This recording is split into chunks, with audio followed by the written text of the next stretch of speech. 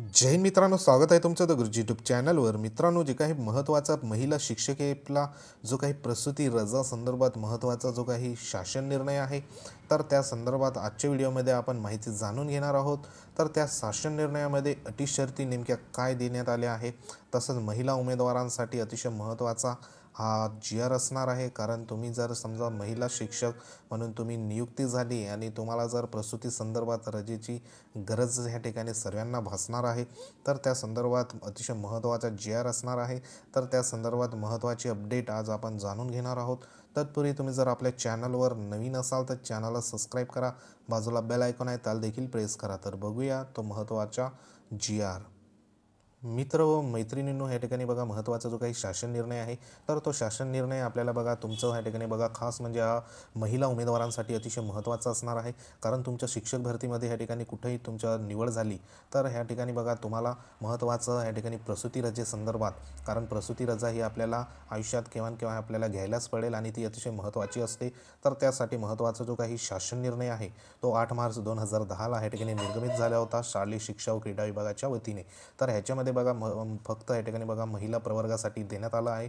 तर ह्याच्यात जो काय महत्त्वाचं जे स्टेटमेंट किंवा जो मजकूर आहे, तर राज्यातील मान्यताप्राप्त खाजगी प्राथमिक माध्यमिक उच्च माध्यमिक शाळातील शिक्षिका व महिला शिक्षकेतर कर्मचारी यांना प्रसूती रजा मर्यादा 180 दिवसापर्यंत या ठिकाणी बघा वाढवण्याबाबत अशा पद्धतीने ह्या ठिकाणी महत्त्वाचा हे जो काही मजकूर देण्यात आला आहे सुरुवातीला।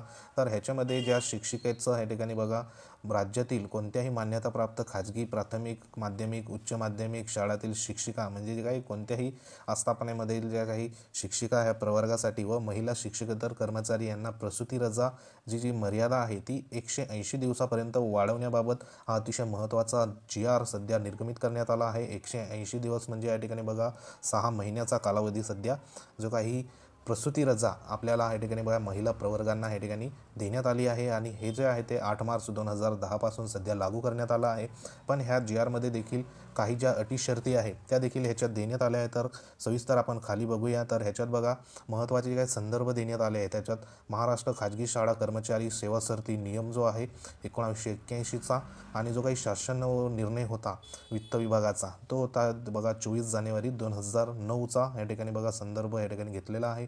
तर ह्याच्यात बघा महत्त्वाचं ज्या काही शासन निर्णय जो देण्यात आला आहे तो राज्य शासनाचा महिला कर्मचाऱ्यांसाठी प्रसूती रजेची मर्यादा 180 दिवसापर्यंत वाढवण्याबाबत वित्त विभागाने महत्त्वाचे 24 ऑगस्ट 2009च्या शासन निर्णयाद्वारे या ठिकाणी बघा मान्यता मिळालेली आहे।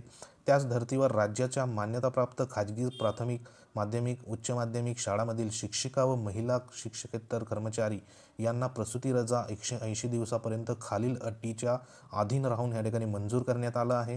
तर ह्याच्यात बघा महत्त्वाचं 180 दिवसाची सध्या प्रसूती रजा तुम्हाला मिळणार आहे, म्हणजे जवळपास 6 महिन्याचा कालावधी असणार आहे।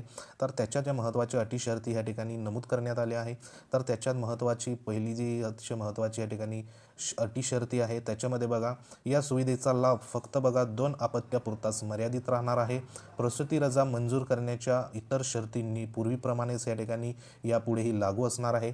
म्हणजे पहिली शर्त या ठिकाणी देण्यात आली आहे की या सुविधेचा लाभ फक्त आपल्याला 2 अपत्यापुरता मर्यादित राहणार आहे।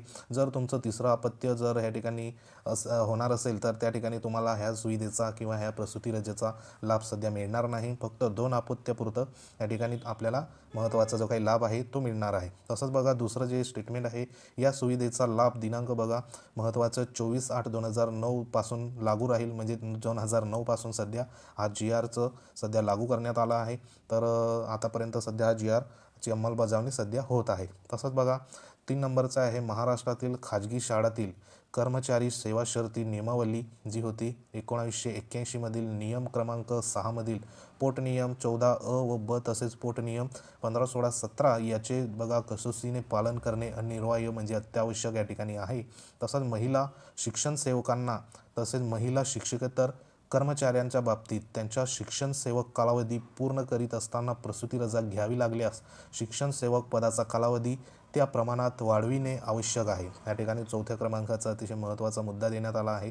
तर ह्याच्यामध्ये बघा, आपण सुरुवातीला जेव्हा शिक्षण सेवक या ठिकाणी बघा, शिक्षक या जगा भरतीमध्ये सध्या निवड झाली, तर आधी आपल्याला महत्त्वाचा जो असतो तो शिक्षण सेवक कालावधी असतो। मग शिक्षण सेवक कालावधी जवळपास 3 वर्ष आपल्याला असतो। तर त्या 3 वर्षामध्ये शिक्षण सेवकाचा कालावधीमध्ये या ठिकाणी महिला शिक्षकेतर कर्मचाऱ्यांबाबतीत, तसंच जे काही महिला शिक्षण सेवक असेल अशा ज्या दोघे प्रकारच्या महत्त्वाच्या कर्मचाऱ्यांबाबतीत त्यांच्या शिक्षण सेवक कालावधी पूर्ण करीत असताना प्रसूती रजा घ्यावी जर लागली, तर त्यासाठी बघा, शिक्षण सेवक पदाचा कालावधी त्या प्रमाणात वाढविणे आवश्यक आहे। म्हणजे तुमचा 3 वर्षामध्ये जर समजा सुरुवातीला तुम्हाला प्रसूती रजा जर तुम्हाला घ्यायची असली, तर प्रसूती रजा ही 6 महिन्याची तुमची असणार आहे, म्हणजे 180 दिवसाची असणार आहे। मग 6 महिने या ठिकाणी शिक्षण सेवक कालावधी तुमचा 3 वर्षामध्ये जर पूर्ण होत असेल, तर ह्याच्यामध्ये तुमचे 6 महिने ह्या ठिकाणी बघा ॲड होणार, आणि जे काही तुमचे पूर्ण 3 वर्ष जर असेल शिक्षण सेवक कालावधीचे, तर ते या ठिकाणी तुम्ही रजा घेतल्यामुळे तुमचे 6 महिने परत तुम्हाला शिक्षण सेवक कालावधी हा पूर्ण करावा लागेल। अशा संदर्भात या ठिकाणी बघा, महत्त्वाचं जे 4 नंबरचं स्टेटमेंट ह्याच्यात देण्यात आलं आहे।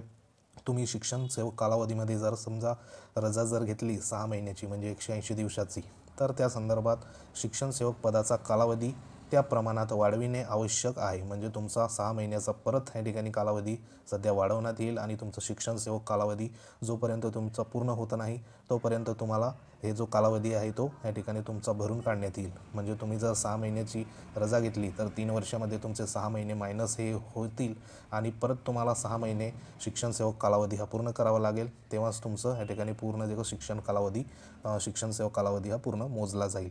तर आपल्याला बघा, 6 महिन्याची या ठिकाणी महत्त्वाची जे काही महिलांना प्रसूती रजा सध्या मंजूर करण्यात आली आहे 180 दिवसाची, तर अतिशय महत्त्वाचा हा GR होता। तसंच बघा, याबाबत शिक्षण संचालक पुणे यांनी योग्य तो आदेश संबंधितांना तात्काळ पारित केलेला आहे। तसंच खाजगी शाळांतील कर्मचारी सेवा शर्ती जो नियम आहे 1981चा, त्याच्यामध्ये योग्य ती सुधारणा करण्यासाठी प्रस्ताव देखील केलेला होता। तर ह्या संपूर्ण गोष्टी सध्या झालेल्या आहे। तर अतिशय महत्त्वाचा हा शासन निर्णय सध्या अंमलात आलेला आहे। तर हा महिला जे काही उमेदवार आहे, तर त्यांच्यासाठी अतिशय महत्त्वाचा असणार आहे। तर ह्याच्यामध्ये महिला उमेदवारांना 180 दिवस म्हणजे 6 महिन्याचा सध्या प्रसूती रजा तुम्हाला मिळणार आहे। तसंच तुमचं या ठिकाणी 4 नंबरच्या नियमामध्ये तुम्ही जरी शिक्षण सेवक कालावधीमध्ये जरी असला, तर त्या ठिकाणी तुम्हाला प्रसूती रजा ही मिळणार आहे 6 महिने। फक्त ह्याच्यात जे काही शिक्षण सेवकाचा जो कालावधी आहे, तर तुम्हाला 6 महिने जर तुम्ही शिक्षण कालावधीमध्ये या ठिकाणी बघा, शिक्षण सेवक जो कालावधी असेल त्याच्यामध्ये 6 महिन्याची रजा जर घेतली, तर तुम्हाला पुढे 6 महिने या ठिकाणी कंटिन्यू करून तुमचा शिक्षण सेवक कालावधी हा पूर्ण करायला पडेल, असं या ठिकाणी महत्त्वाचं स्टेटमेंट आहे। तर अतिशय महत्त्वाचे GR असणार आहे। हा GR आपल्या टेलिग्राम चॅनलवर देखील तुम्हाला पोस्ट करतो, तिथे जाऊन तुम्ही या ठिकाणी डाउनलोड करून घ्या, आणि सविस्तर तुम्ही देखील एकदा व्यवस्थित वाचून घ्या। तर अतिशय महत्त्वाचा हा GR होता। व्हिडिओ जर आवडला असेल, माहिती आवडली असेल, तर लाईक करू शकतात। तुम्ही जर आपल्या चॅनलवर नवीन असाल तर चॅनलला सबस्क्राईब करा, बाजूला बेल आयकॉन आहे त्याला देखील प्रेस करा। तर अशाच प्रकारच्या महत्त्वाच्या अपडेट्ससाठी वेळोवेळी आपल्या द गुरुजी चॅनलला भेट देत राहा। तर भेटूया एखाद्या महत्त्वाच्या इन्फॉर्मेशनमध्ये। तोपर्यंत जय हिंद, वंदे मातरम।